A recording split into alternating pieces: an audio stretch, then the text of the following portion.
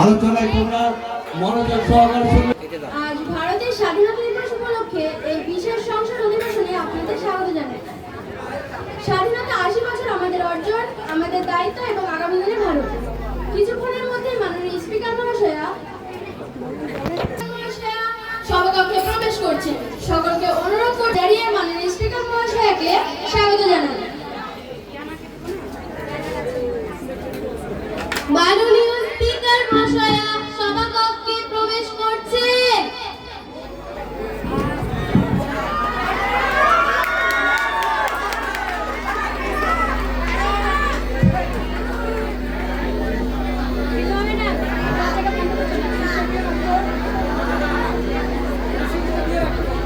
ধন্যবাদ, আপনারা সবাই বসুন। আজকে বিশেষ জাতীয় সংসদ অধিবেশন শুরু হলো। আজকে আমরা শুধু স্বাধীনতা উদযাপন করতে নয়, স্বাধীনতার মূল্য এবং আমাদের দায়িত্ব নিয়ে আলোচনা করতে একত্রিত হয়েছে। আমি প্রথমেই স্বাধীনতা সংগ্রামী এবং শহীদদের প্রতি গভীর শ্রদ্ধা জ্ঞাপন করছি।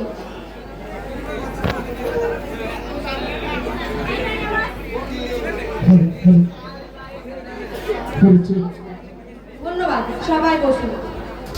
আজকে প্রথম বক্তা মাননীয় প্রধানমন্ত্রী।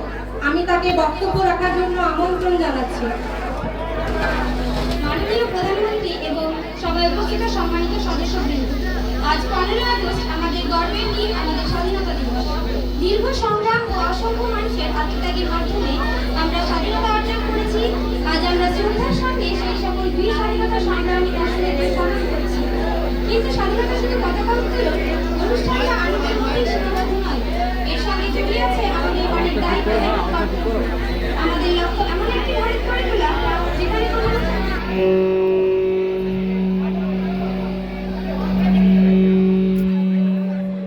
শিক্ষার সুযোগ থেকে বঞ্চিত হবে না, কোনো মানুষ চিকিৎসার অভাবে অসহায় হবে না এবং ধর্ম, ভাষা বা জাতির কারণে কেউ বৈষম্যের শিকার হবে না। আজকের এই বিশেষ দিনে আমি শুধু একটি কথাই বলতে চাই, দেশ আমাদের, তাই দেশকে সুন্দর করে গড়ে তোলার দায়িত্ব আমাদের। জয় হিন্দ। মাননীয় প্রধানমন্ত্রীকে ধন্যবাদ। এখন বিরোধী দলনেত্রী তার বক্তব্য রাখতে চান, তাকে বক্তব্য রাখার অনুমতি দেওয়া হলো।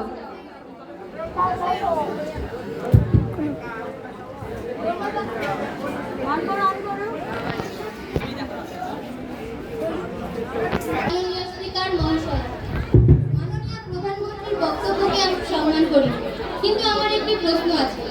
স্বাধীনতার এত বছর পরেও যদি কোনো শিশু অর্থের অভাবে পড়াশোনা ছেড়ে দেয়, কোনো গ্রামের মানুষ প্রয়োজনীয় স্বাস্থ্যসেবা না পায়, অথবা কোনো নারী যদি নিজেকে নিরাপদ মনে না করে, তাহলে কি শুধু স্বাধীনতা দিবস পালন করলেই আমাদের দায়িত্ব শেষ হয়ে যায়?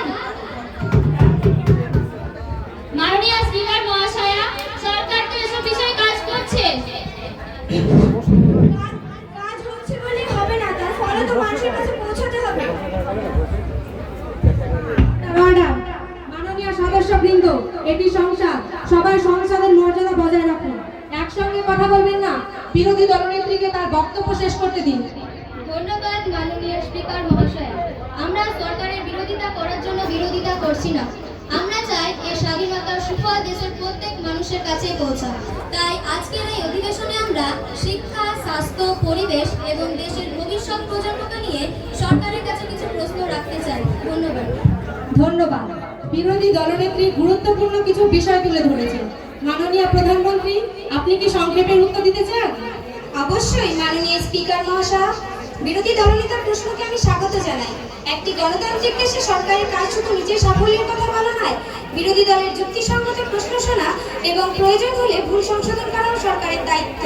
তাই আজ আমি চাই সংশ্লিষ্ট মন্ত্রীরা এই সংসদের সামনে সরাসরি প্রশ্নের উত্তর দিন।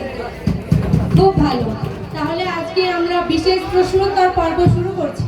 প্রথমে আলোচনা হবে শিক্ষা নিয়ে। আমি মাননীয় শিক্ষামন্ত্রীকে প্রস্তুত থাকার জন্য অনুরোধ জানাচ্ছি। এখন বিরোধী দলের প্রথম সদস্য তার প্রশ্ন করুন।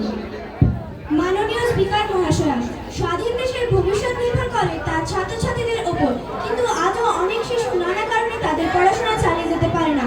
আমার প্রশ্ন শিক্ষামন্ত্রীর কাছে, শুধু পরীক্ষায় ভালো নাম্বার পেয়ে গিয়ে একজন শিক্ষার্থী প্রকৃত শিক্ষিত হয়ে যায়? দেশপ্রেম,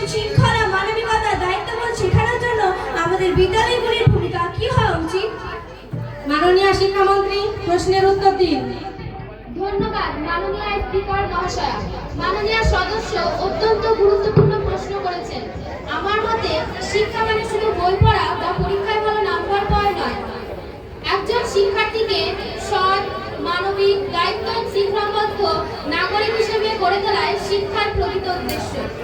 আমাদের বিদ্যালয় এমন একটি জায়গা হওয়া উচিত যেখানে শিশুরা শিখবে দেশকে ভালোবাসতে, বড়দের সম্মান করতে, অন্যায়ের বিরুদ্ধে প্রতিবাদ করতে এবং নিজের দায়িত্ব কর্তব্য পালন করতে। 15ই আগস্টে আমরা যদি ছাত্রছাত্রীদের শুধু স্বাধীনতার ইতিহাস সম্পর্কে না শিখিয়ে স্বাধীনতার আদর্শ সম্পর্কে শেখাতে পারি, তবে উদযাপন সার্থক হবে। ধন্যবাদ।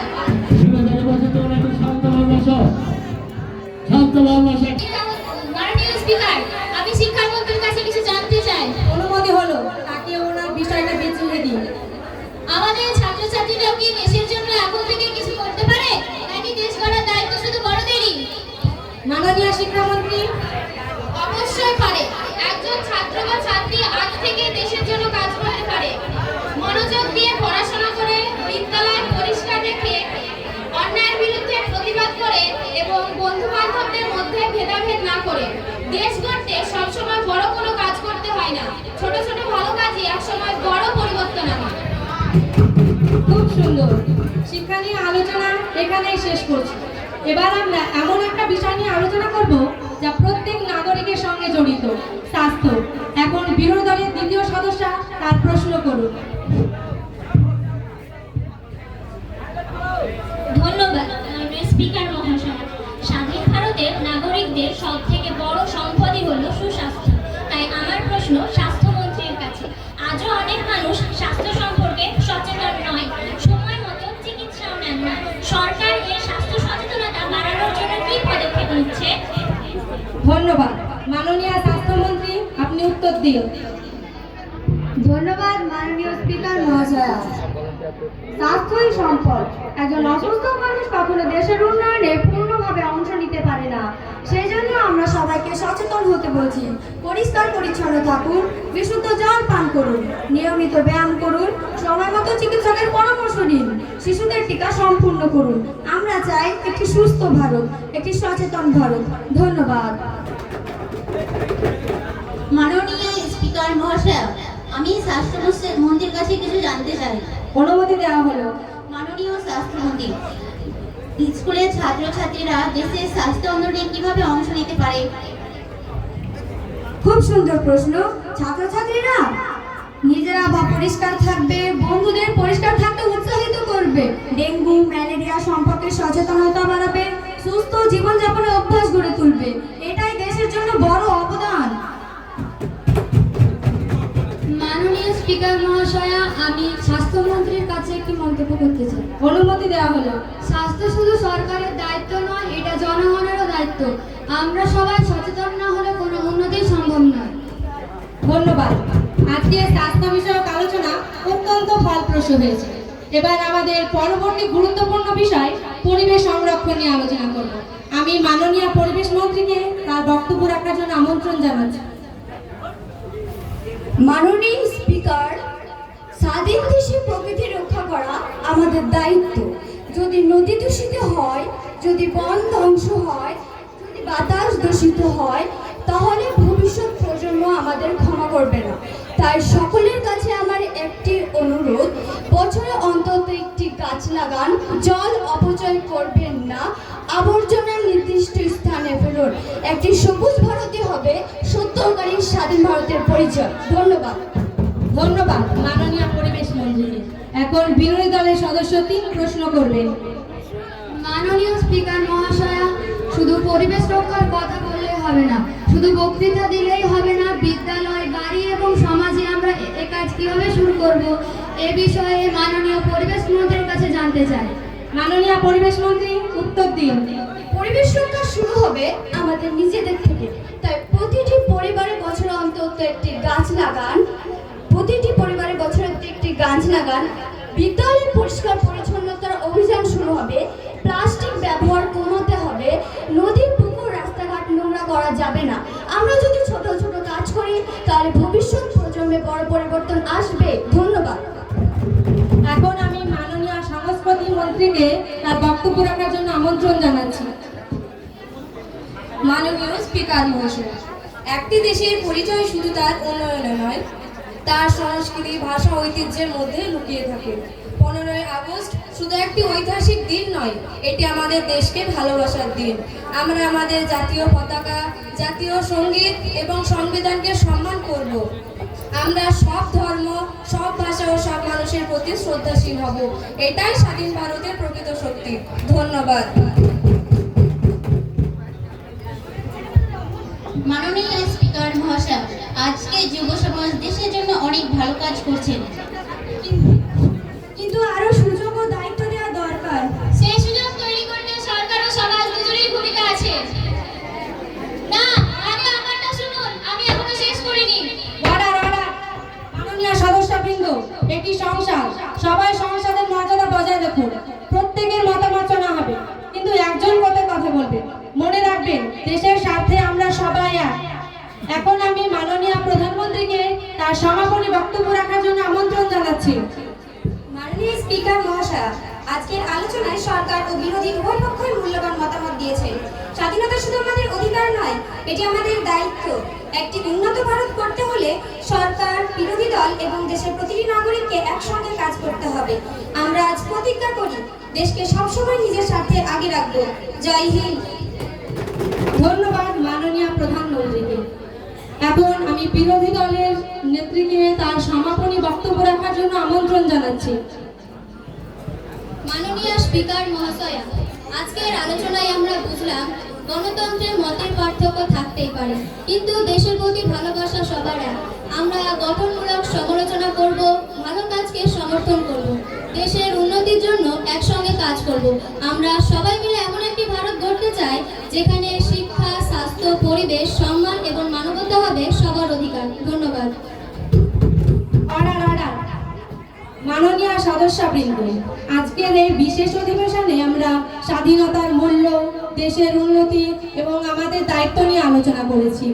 আজকে আমরা শিখলাম, একটি শক্তিশালী দেশ গড়ে তুলতে শুধু সরকার পক্ষ নয়, প্রত্যেক নাগরিকের ভূমিকা সমান গুরুত্বপূর্ণ। আজকের এই অধিবেশন এখানেই সমাপ্ত করছি। আজকের এই স্বাধীনতা বিষয়ক আলোচনার সমাপ্তি ঘোষণা করছি। ধন্যবাদ। এখন বিরোধী দলনেত্রী এবং মাননীয় প্রধানমন্ত্রী করমর্দন করবেন।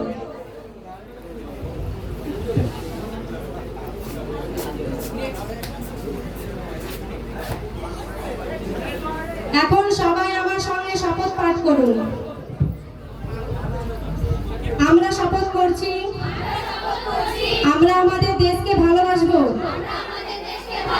ভারতের ঐক্য, অখণ্ডতা ও মর্যাদা বজায় রাখবো, ধর্ম, ভাষা ও জাতির ভেদাভেদ ভুলে সকলকে সম্মান করব, দেশের আইন মানব, পরিবেশ রক্ষা করব, সততা ও মানবতার পথে চলব। একজন দায়িত্বশীল নাগরিক হিসেবে দেশের উন্নতির জন্য কাজ করব। জয় হিন্দ। ভারত মাতা কি জয়। বন্দে মাতরম। জয় হিন্দ। এখন আপনারা সকলে একসঙ্গে জাতীয় সঙ্গীত শুরু করবেন। শুরু করুন। জনগণ মন অধিনায়ক জয় হে ভারত ভাগ্য বিধাতা, পঞ্জাব সিন্ধু গুজরাট মারাঠা দ্রাবিড় উৎকল বঙ্গ বিন্দ হিমাচল যমুনা গঙ্গা উচ্চল জলধি তরঙ্গ। তব শুভ নামে জাগে, তব শুভ আশিস মাগে, গানে তব জয় গাথা।